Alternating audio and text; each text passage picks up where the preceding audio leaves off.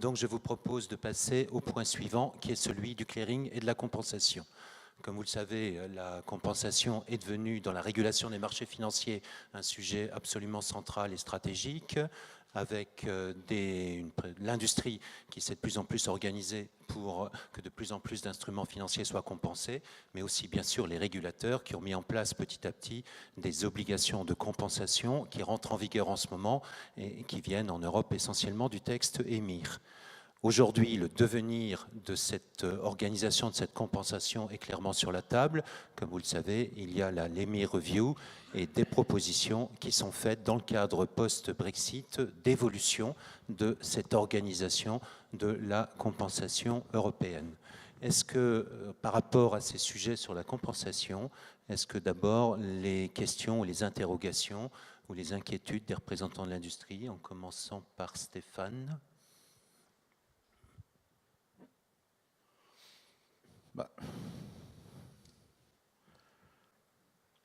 Vous dire qu'on a passé peu de temps sur les sujets de compensation serait mentir. Mais par rapport à la question réglementaire que vous posez, tout nous va. Je trouve que le papier de la Commission est particulièrement équilibré. C'est-à-dire qu'il y a une question de risque de fragmentation, très bien, mais cette inquiétude sur la fragmentation ne peut pas être contradictoire avec les enjeux systémiques et notamment de liquidité en cas d'incident. Donc, moi, le système qui est proposé, qui est continuité, à condition qu'il y ait une continuité de la supervision et de la réglementation réglementaire, et s'il n'y a pas continuité de la supervision et de la réglementation, alors il ne pourrait pas y avoir continuité des opérations, ça me paraît parfaitement équilibré. Ça soulève plein de problèmes industriels ensuite qu'il faut traiter, et je crois que les gens qui en ont la charge s'en occupent. Merci Stéphane. Xavier? Peut-être que cette fois-ci, j'arriverai à tenir correctement mon micro. Je vais redire peut-être, me semble-t-il, ce qu'a dit Stéphane avec d'autres mots. Je note simplement que la Banque centrale européenne, avant même que le Royaume-Uni décide de quitter l'Union européenne, avait un problème avec la compensation en euros, puisqu'elle souhaitait que celle-ci soit rapatriée au sein de la zone. À l'évidence, le Brexit n'arrange pas les choses, pour dire le moins. Et donc, nous savons que nous étions dans une situation instable, nous allons dans une situation encore plus incertaine. Cela veut dire que nous avons potentiellement un risque systémique, et que ce risque systémique est d'autant plus grand que, comme cela a été rappelé, nous encourageons, enfin les pouvoirs publics encouragent de plus en plus le clearing, et naturellement, cela veut dire que les chambres de compensation vont devenir de plus en plus grosses, de plus en plus systémiques.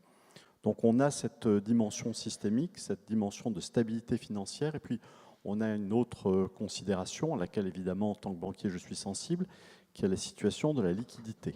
Aujourd'hui, de ce point de vue-là, nous sommes dans une situation idéale. Devons-nous, pour préserver cette stabilité de la liquidité, masquer nos préoccupations systémiques? J'imagine que les superviseurs ici présents ne seraient pas d'accord.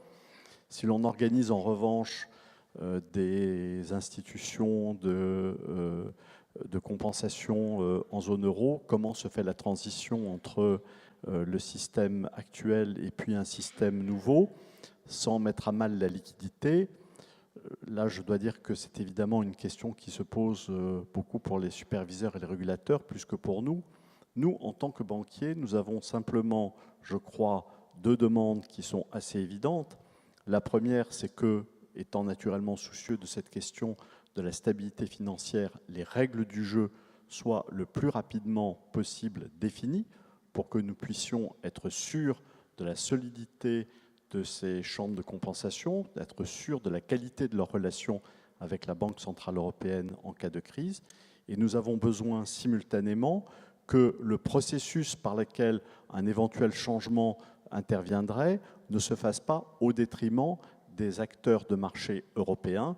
Et la crainte, évidemment, que nous pouvons avoir sur la réglementation EMIR serait celle de dispositions qui pèseraient exclusivement sur les institutions financières européennes, sans obliger simultanément d'autres acteurs à se recentrer sur l'Europe.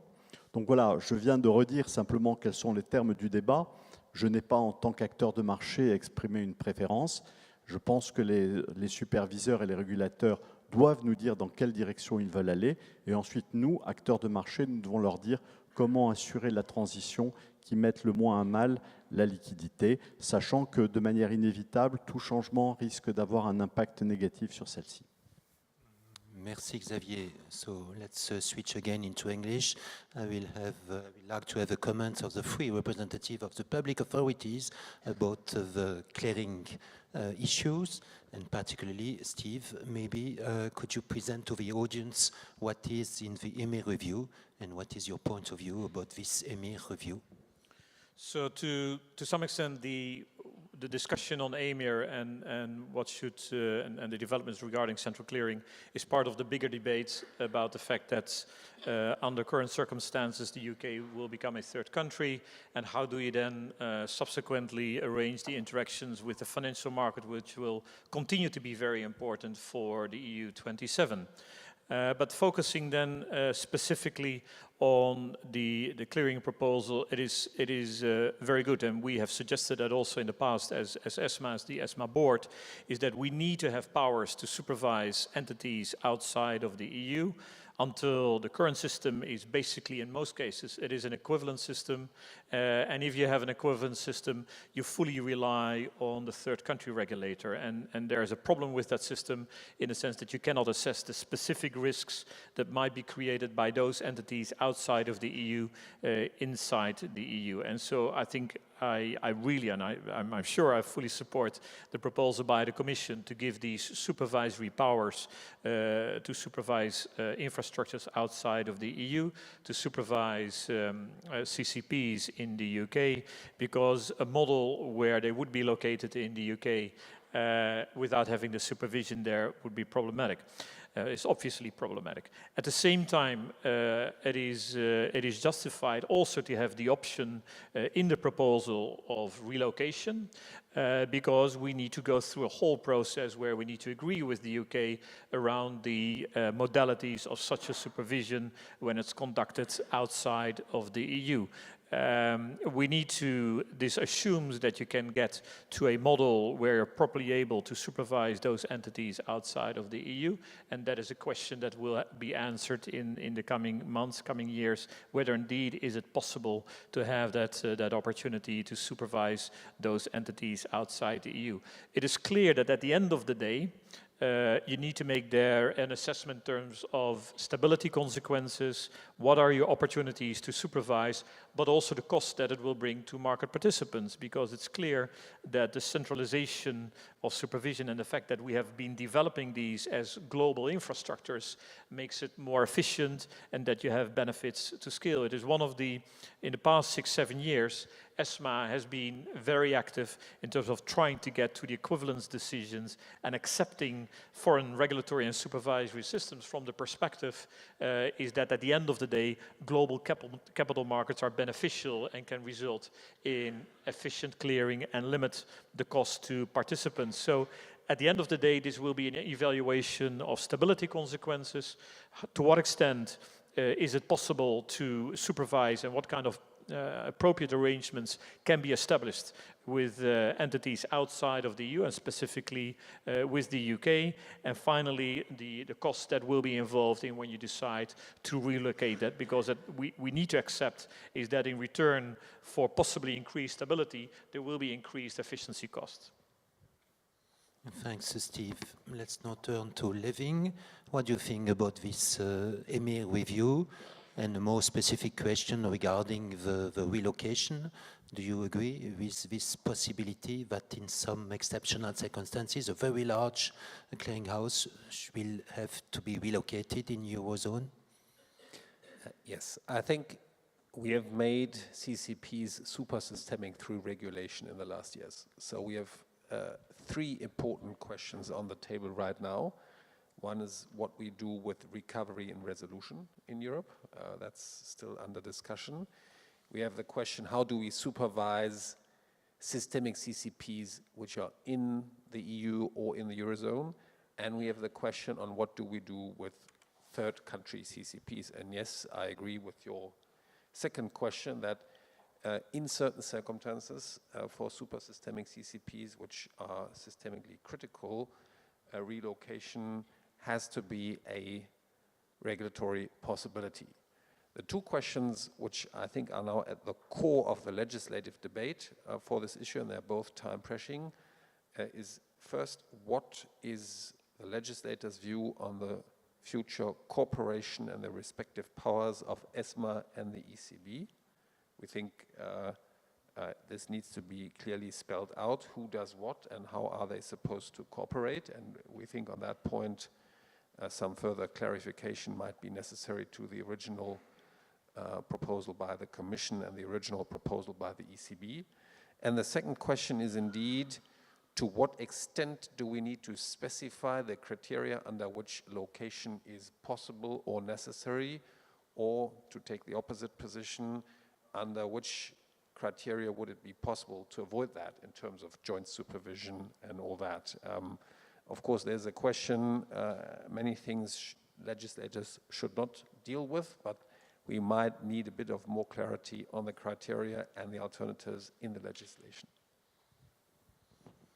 Corso Bavagnoli, la réforme de la régulation des chambres de compensation, quel est le point de vue du Trésor français sur ce projet? C'est un débat qui, comme le disait Xavier Muscat, date d'avant le Brexit, qui a pris une tournure particulière avec le Brexit.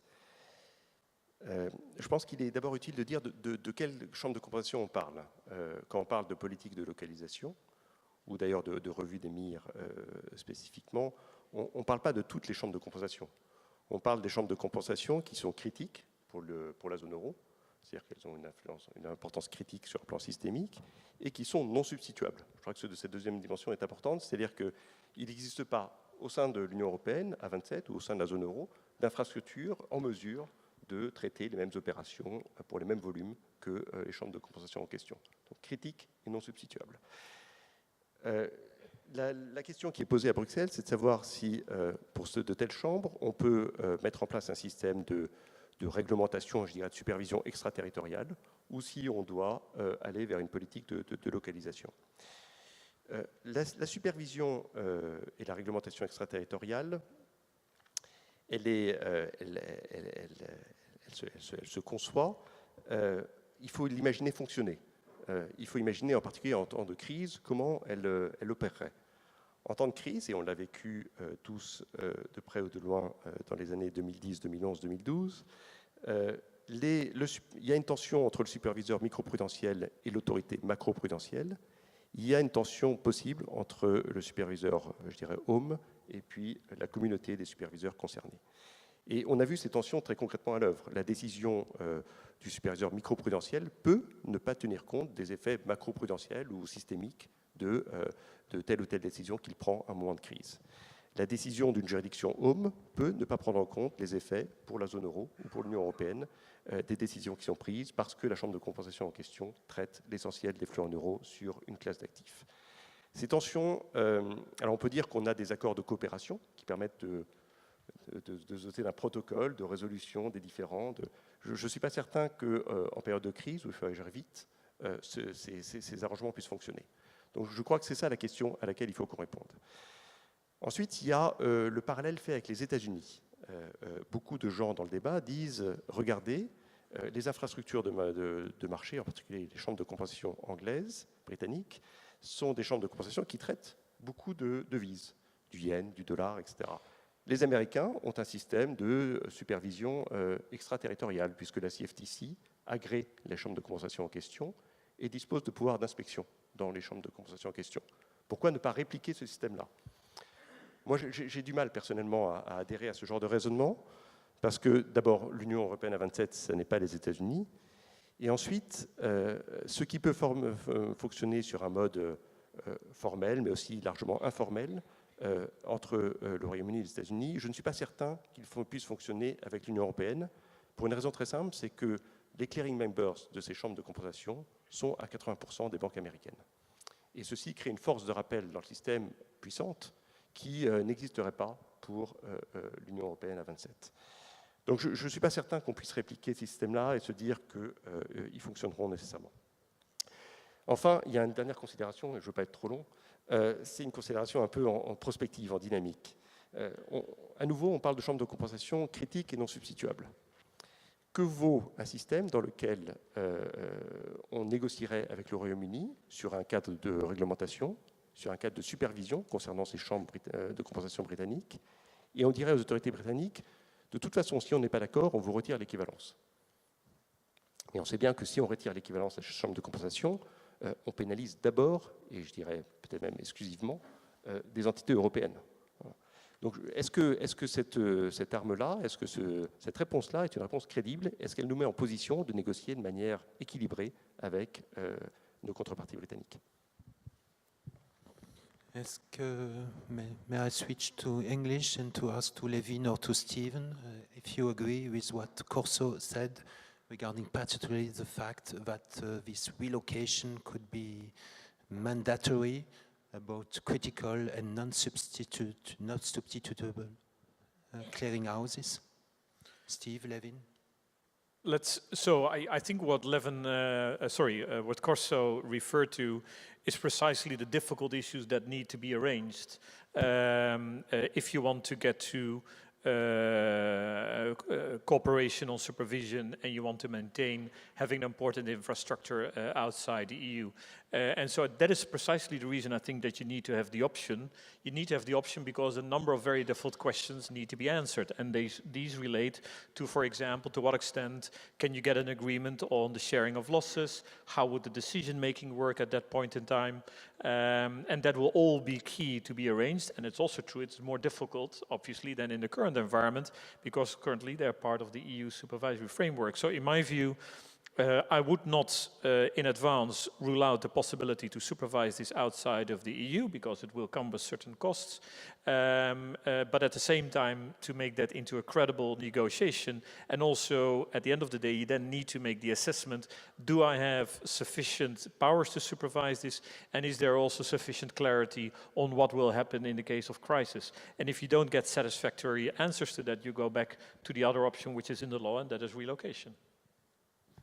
Levin, are the French Treasury and the German Treasury completely agreed on this subject? We always agree on the broad direction, and then we merge our individual views on where we start from and how we get there. So I think the important point is, as Stephen just said, and that is why I said the Commission's proposal is a good working basis, is that it is an option.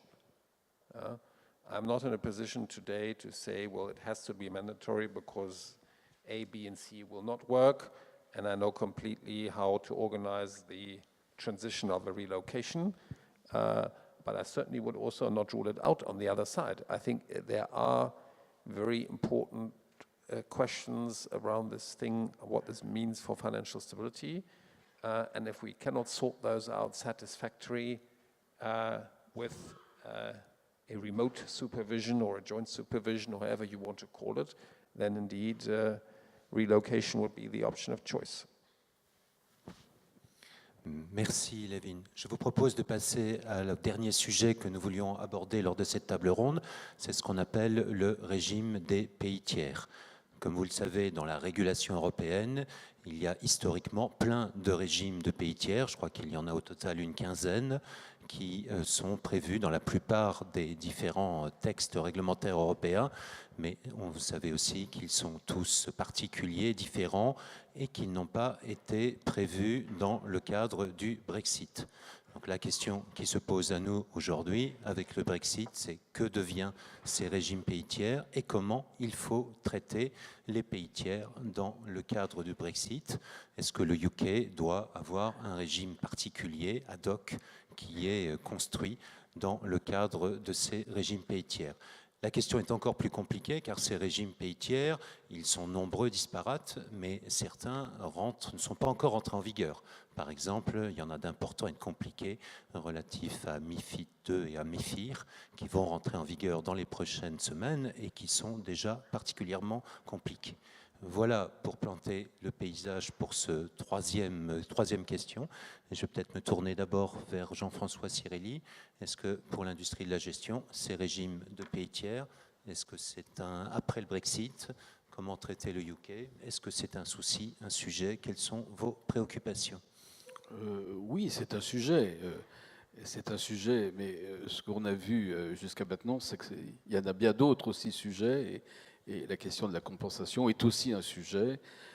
Il faudra même bien quand même à un moment donné qu'on arrive à s'asseoir avec les Anglais pour discuter vraiment concrètement de ce qui se passe une fois qu'ils sont sortis, et ça en fait partie.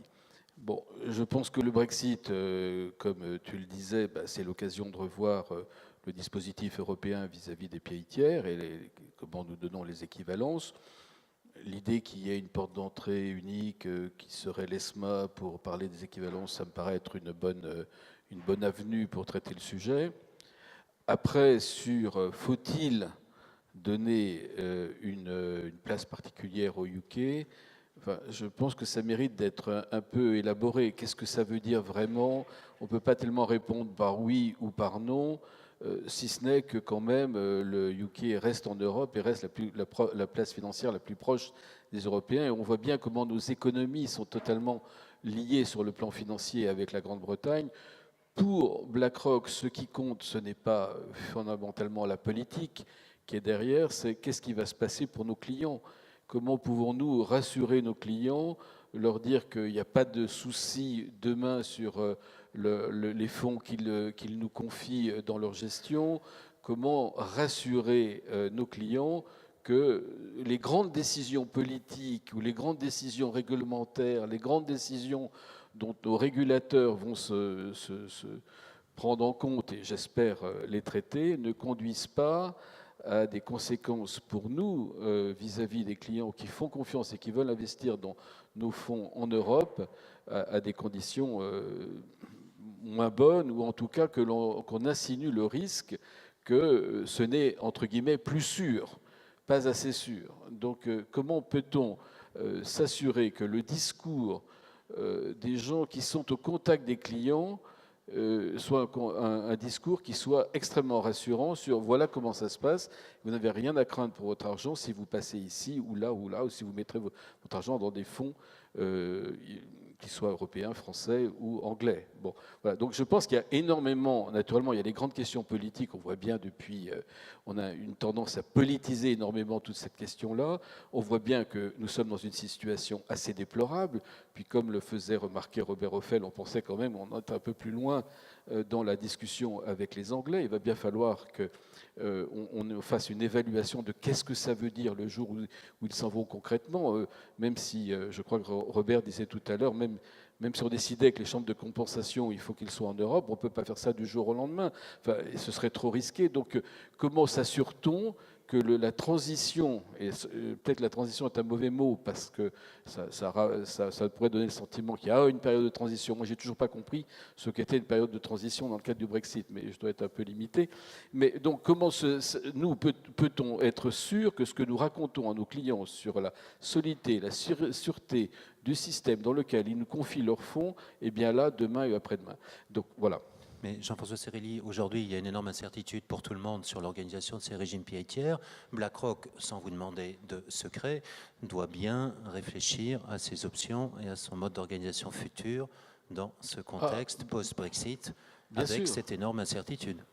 Bien sûr, non, mais il est clair que d'un point de vue juridique, la première conséquence du Brexit, c'est que nous allons relocaliser juridiquement les sociétés qui aujourd'hui sont soit des filiales, soit des succursales d'une société anglaise dans un pays de l'Union européenne. Ça, c'est évident que légalement, je veux dire, c'est la première des options qui est de dire nous devons avoir une structure juridique qui soit aujourd'hui, quand on traite de l'Europe, un pays qui appartient à l'Union européenne. Stéphane, ouais. Même question, les régimes pays tiers. Trois remarques. La première, ces histoires de ce régime de pays tiers, il a été inventé pour créer de la flexibilité et des aménagements sur des questions réglementaires et opérationnelles à la périphérie du grand marché. Il n'a jamais été conçu pour être la backdoor de l'accès au marché unique. Donc, si c'est pas une religion, le régime des pays tiers, c'est pas un dogme. Si ça marche pas dans un environnement nouveau, eh bien on le change. Et on fait ce qui est bon pour 500 millions de consommateurs, pour des grandes entreprises, pour des grandes banques et pour financer l'économie réelle d'une grande partie du PNB de la planète. La queue ne doit pas faire bouger le chien. Ça, c'est le premier point. Le deuxième point, c'est que nous, en tant qu'entreprise de marché, ce qui nous intéresse, c'est le level playing field. C'est qu'on est très content d'être en concurrence avec plein de gens qui nous forcent à baisser les prix pour les clients, à être innovants et plus compétitifs, à condition que tout le monde se batte sur le même système. Mais la privatisation des profits et la collectivisation des coûts, ça ne va pas.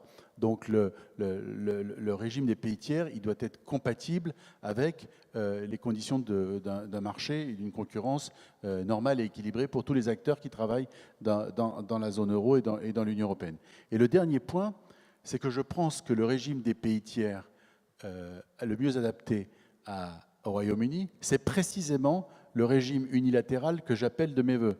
C'est-à-dire qu'il faut leur dire, vous n'êtes pas n'importe quel pays tiers, puisqu'on est en train de divorcer, mais vous n'êtes plus dans la famille, mais on veut quand même avoir des bonnes relations, mais vous n'êtes pas capable de décider entre vous de ce que vous voulez faire, de faire des choix sans avoir l'impression de faire des sacrifices. Donc vous savez quoi? On va décider ce qui est bon pour nous et ce qu'on pense pas trop mauvais pour vous, et ça sera ça à partir du 1er avril 2019, avec des calendriers différents selon les classes d'actifs et les activités. Ça sera ça le régime pour vous, et en fait ça ressemblera beaucoup à un régime des pays tiers ad hoc, et c'est normal, parce que c'est pas n'importe quel tiers.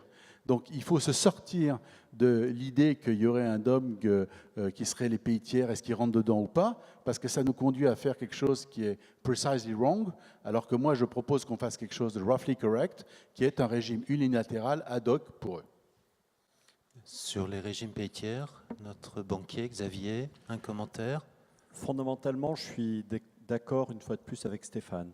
Je pense que le régime pays tiers a été mis en place pour aménager le système à la marge et étendre le régime pays tiers au Royaume-Uni, qui est la première place financière du monde et la première place financière d'Europe, conduit de facto à accorder, disons les choses clairement, au Royaume-Uni le bénéfice du régime espace économique européen sans en avoir les contraintes.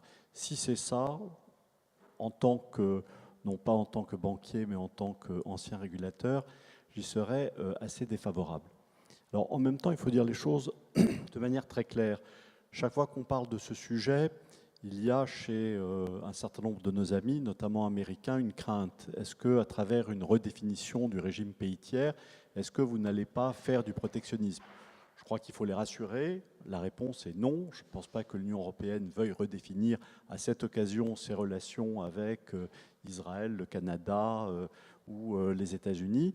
Mais en revanche, donner au Royaume-Uni un régime pays tiers aussi libéral que celui que nous avons pu accorder à l'une ou à l'autre des pays que je viens de citer, sous prétexte qu'eux-mêmes deviennent pays tiers, est-ce que c'est tout à fait adapté à la taille du secteur financier au Royaume-Uni? Est-ce que c'est adapté à l'imbrication qui existe aujourd'hui entre le système financier du Royaume-Uni et le système financier de l'Europe continentale? Je ne le pense pas. Il faut des règles spécifiques. Il faut des règles peut-être paradoxalement plus dures. Merci Xavier. So let's switch again into English, and I will ask to Stephen and after to Leving, what are your points of view regarding this third country regime? Maybe I begin with you, Stephen. Two questions regarding this third country regime. The first is, what is, from your perspective, the adequate third country regime related to UK? A very granular and precise equivalent, an outcome-based equivalent. Second question, what has ESMA to do in the management of this third country regime? Well, maybe start with the last point, because this was raised earlier on in the conversation. One of the priorities currently in the discussions around the UK is preparing for the risk that UK might move out in March 2019 without arrangements in place. And clearly you need to have the preparations ready, that if there's nothing, there's no equivalence, there is no subsequent arrangements, and that the UK becomes basically a be a third country.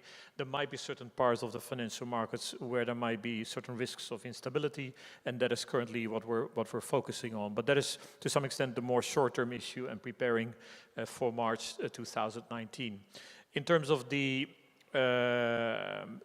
proposed arrangements, and it's been already commented before, the whole equivalent system that we currently see in various parts of EU law was not designed, obviously, with the idea in mind that it would be a very large financial center, the largest financial center, but just being outside of the EU. And so that results in adjustments that we need to take, and the proposal for CCPs is a very clear example. ESMA has proposed that we need to have better supervisory powers for entities outside of the EU when those entities are important for EU markets. And so this is about the possibilities to ask for information, it's the possibilities to supervise. And so I would also suggest, and we have supported that as a board of ESMA, is not only to have these more supervisory powers vis-à-vis CCPs outside of the EU, but also have it for benchmarks, critical benchmarks, have it for credit rating agencies. But also we have suggested that it might be a suitable arrangement, for example, for trading venues. There's been a lot of focus on clearing, but we should be realizing that 60 to 70% of EU equity trading is also conducted in the UK.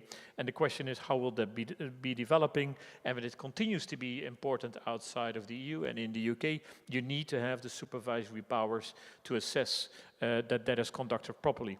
This is not because there's also concerns about cost implications. Obviously, this is not about redoing the work of the national regulator, in this case the UK regulators, but it is there to assess that the risks that are specifically relevant for the EU 27, that they are probably appropriately assessed and also properly supervised by the UK regulator. And if it's not done, you take your own responsibility as an EU 20 regulator. I would say that, and related also to the arrangements with third countries, fully understanding that not all third country issues should be necessarily done at EU level. You can imagine that if there would be a smaller investment firm that wants to enter a specific national market in the EU, that can well be done at a national level. But certainly for wholesale market type of activities, for infrastructure type of activities, I would say that these type of third country issues and supervision needs to be done at EU level. Maybe a final remark on this, and I think we need to be very balanced and very careful there. So on the one hand, we need to be clear in the negotiations with the UK, is that in the current environment they will become a third country and they will have all the limits that will come with a third country.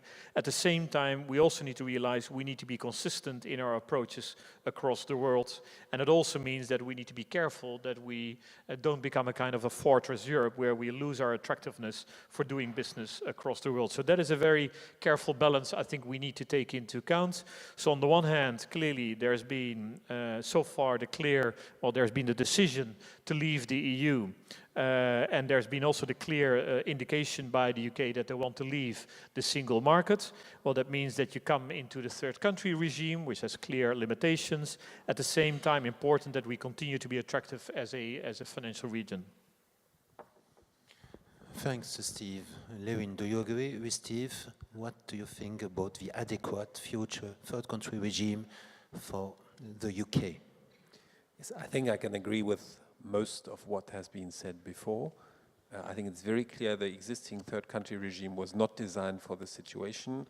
And just to sit down and assume, yes, we do a Brexit means Brexit, but we are equivalent because on the 30th of March 2019, we have all existing EU legislation transformed into UK law, so we can continue as before. I think that would be a false assumption. I think we have to be very clear on that. I think we have to be open for many different modes of future cooperation for the UK, but if it wants basically unlimited access to the single market in financial services as before, that means taking all the other parts of the single market as well. And if they do not want to do that, there will be changes.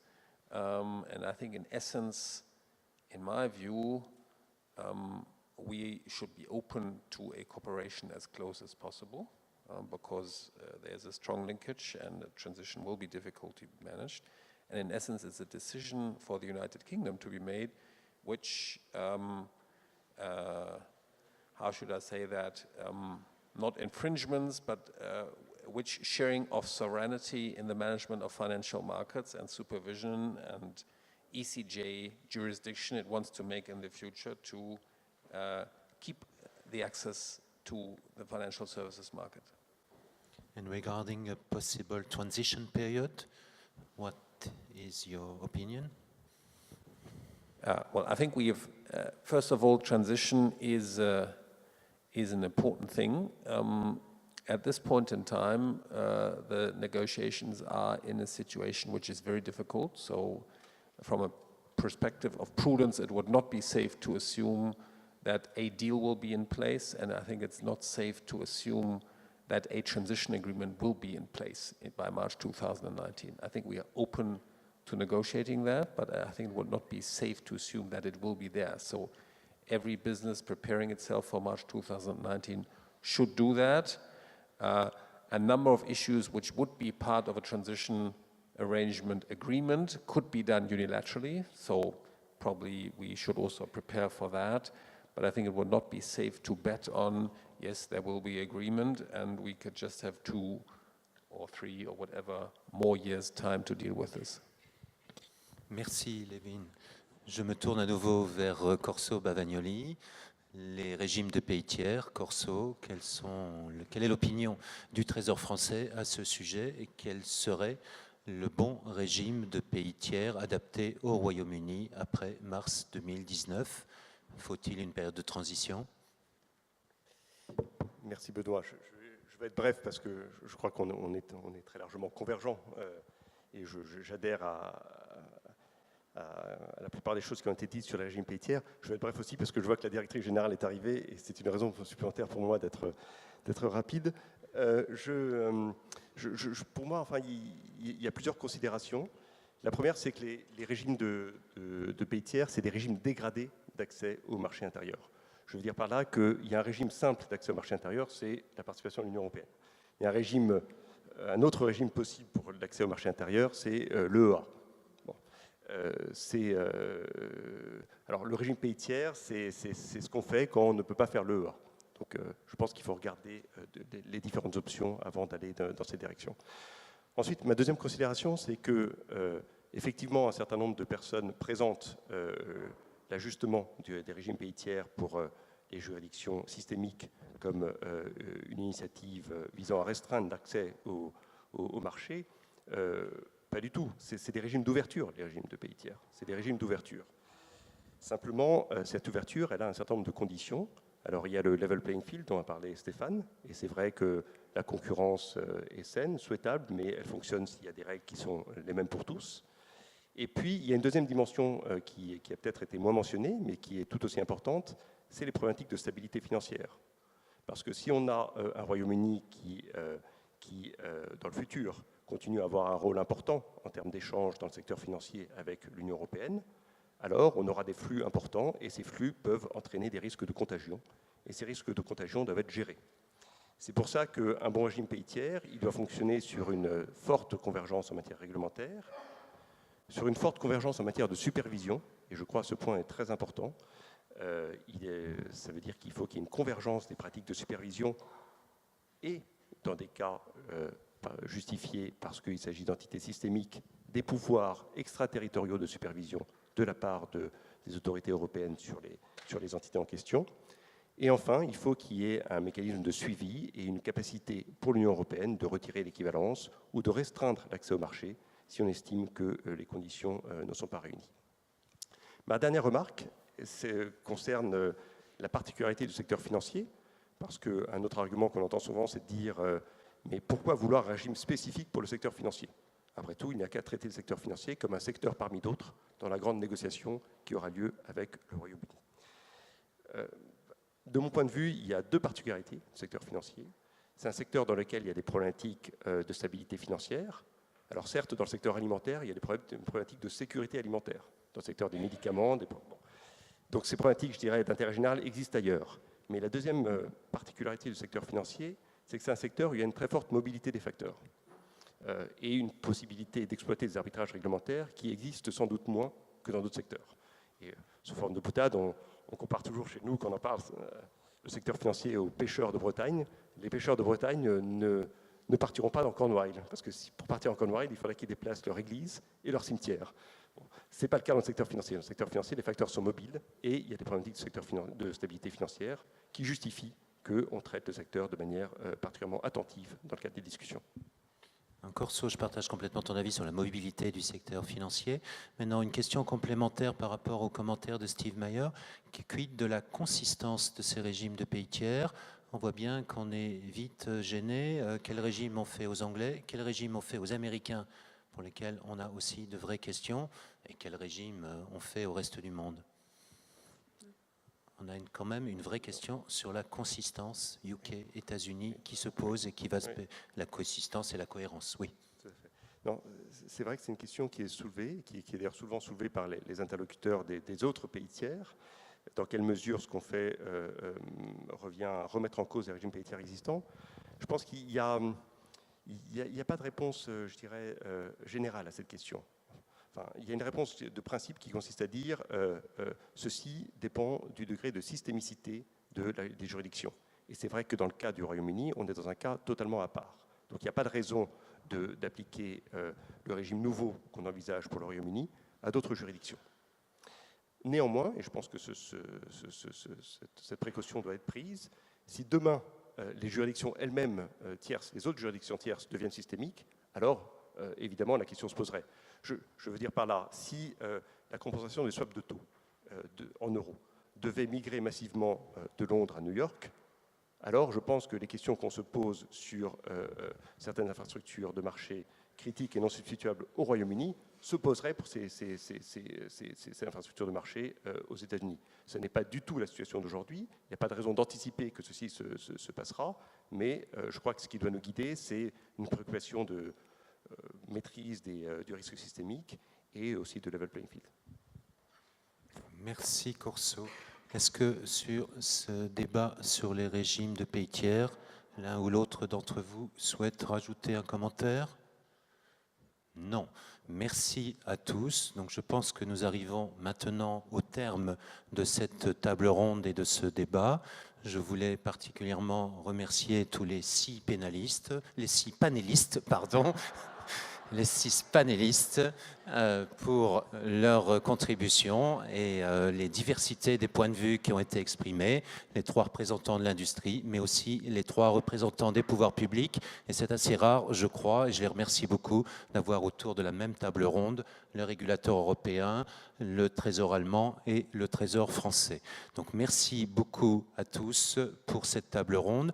Je vais laisser maintenant, parce que je l'ai vu apparaître, la parole pour le discours, je ne sais pas ce qu'il faut dire, d'introduction conclusive ou de conclusion introductive, à Odile Renaud-Bassot, qui vient de nous rejoindre et qui est la directrice du Trésor, que je remercie infiniment de remplacer au pied levé le ministre.